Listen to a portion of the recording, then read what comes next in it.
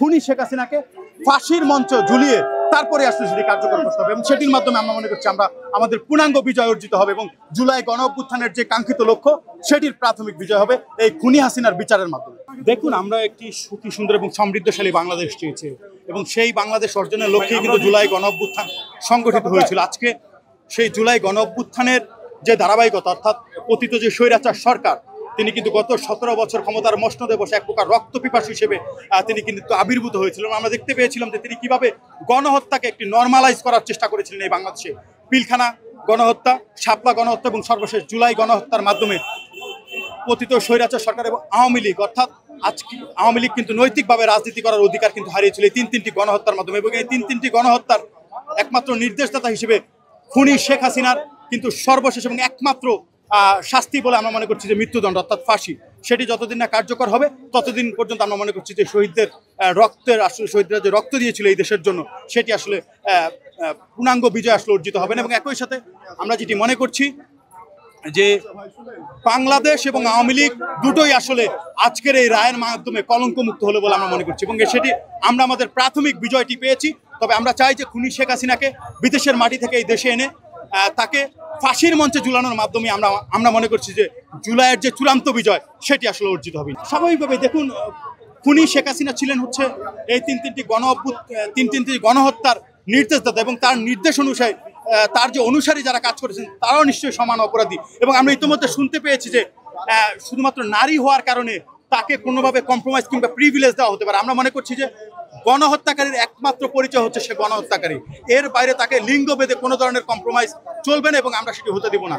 যদি কোনো ধরনের কম্প্রোমাইজ খুনি হাসিনার সাথে করা হয় তাহলে আমি মনে করছি যে জুলাই গণ অভ্যুত্থানের শহীদদের রক্তের সাথে বেইমানি করা হবে।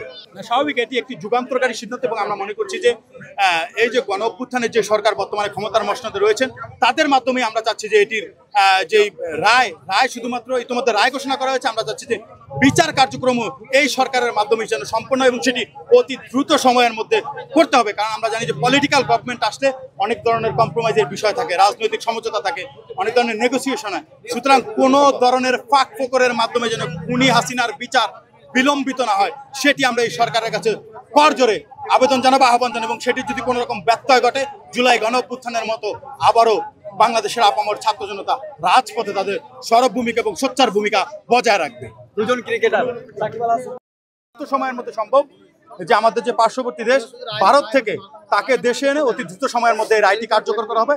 কারণ এটি যতদিন না পর্যন্ত কার্যকর হবে ততদিন পর্যন্ত আসলে শহীদদের রক্ত কিন্তু এক প্রকার এখনো তাদের রক্তের দাগ শুকায় না। আমরা মনে করছি যে তাদের রক্তের প্রতিদান দিতে হলে অন্ততপক্ষে কিছুটা হলেও শহীদরা যাতে আত্মতৃপ্তি পায় সেটি পূর্ণাঙ্গ বিজয় হবে শুধুমাত্র এই খুনি শেখ হাসিনা এবং তার দোষরদেরকে মৃত্যুদণ্ডের মাধ্যমে, অর্থাৎ তাদের রায় কিংবা বিচার কার্যক্রম সম্পন্ন করার মাধ্যমে।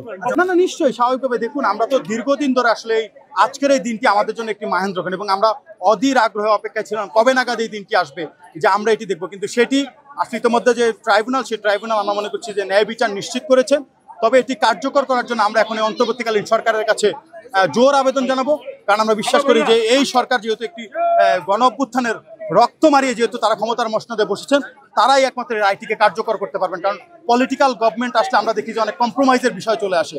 সুতরাং আমরা মনে করছি যে এই সরকার কোনো ধরনের কম্প্রোমাইজে যাবে না, বরং শহীদদের রক্তের মর্যাদা দিতে হলে এই খুনি শেখ হাসিনাকে ফাঁসির মঞ্চ ঝুলিয়ে তারপরে আসলে সেটি কার্যকর করতে হবে এবং সেটির মাধ্যমে আমরা মনে করছি আমরা আমাদের পূর্ণাঙ্গ বিজয় অর্জিত হবে এবং জুলাই গণ অভ্যুত্থানের যে কাঙ্ক্ষিত লক্ষ্য সেটির প্রাথমিক বিজয় হবে এই খুনি হাসিনার বিচারের মাধ্যমে।